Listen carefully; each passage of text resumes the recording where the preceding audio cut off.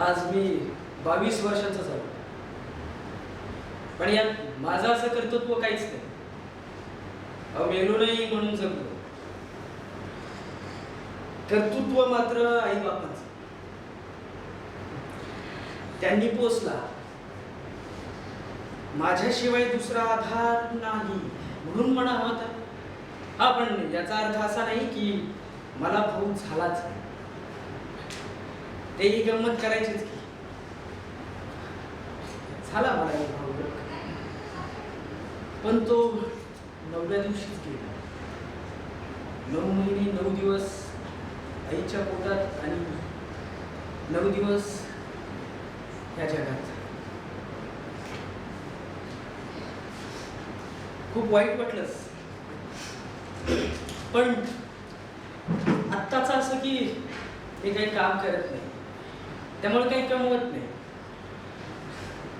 त्यामुळे माझ्या आई बापांना माझी फार काळजी वाटते. त्यात खरं तर माझ्या आईला जरा जास्त, पण ती बिचारी मात्र मला एका शब्दाने काही म्हणत नाही. त्यामुळे मला तिचं काहीच वाटत नाही.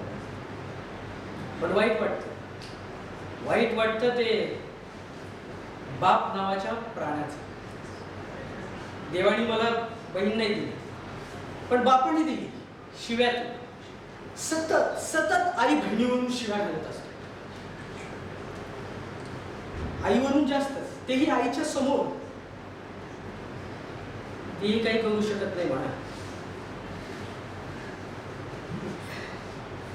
मी ना माझ्या बापाची बायको असायला पाहिजे होतो. म्हणजे असा उपाशी मारला असताना मग बघितलं असतं उपाशी पोटी याला आई बहिणीवर कशा शिवा सुटतात.